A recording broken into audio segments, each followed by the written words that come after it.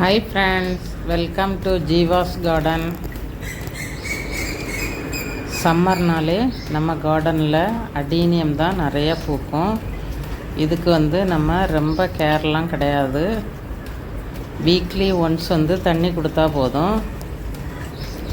இது நிறைய பூக்கணும்னா நமக்கு பாஸ்பரஸ் சத்து நிறையா இருக்கணும். அப்போ பாஸ்பரஸ் சத்தை நம்ம ஆர்கானிக்காக எப்படி கொடுக்கலாம் அப்படின்னு சொன்னால், அது ராக் பாஸ்பேட்டில் நிறைய பாஸ்பரஸ் இருக்குது. அதுக்கு பிறகு எதிராக இருக்குன்னா போன் மீட்டில் நிறைய பாஸ்பரஸ் இருக்குது. அதனால் இந்த ரெண்டையும் நம்ம ஊற வச்சு 15 days ஒன்ஸ் நமக்கு அது வாட்டராக கொடுக்கலாம், ஸ்ப்ரே பண்ணலாம். அப்படின்னு சொன்னால் நம்ம கார்டனில் பாருங்கள், கொத்து கொத்தாக பூ பூக்கும்.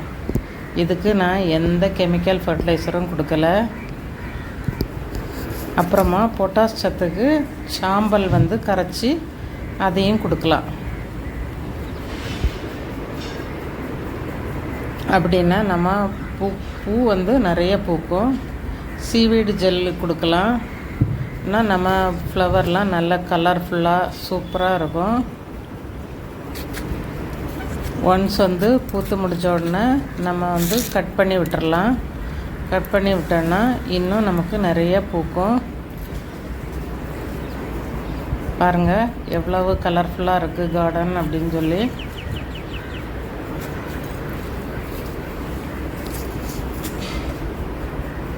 நம்ம சம்மர் டைமில் காய்கறியெல்லாம் போட முடியாது. அதனால் நம்ம அடீனியம் வளர்த்தோன்னா நிறைய பூக்கும். இதுக்கு வாரத்துக்கு ஒரு தடவை நம்ம தண்ணி ஊற்றினா போதும். நீங்களும் இப்படி செய்து பாருங்கள். உங்கள் கார்டனும் கலர்ஃபுல்லாக இருக்கும். இந்த வீடியோ பிடிச்சிருந்தா லைக் பண்ணுங்கள், ஷேர் பண்ணுங்கள், சப்ஸ்கிரைப் பண்ணுங்கள். தேங்க்யூ.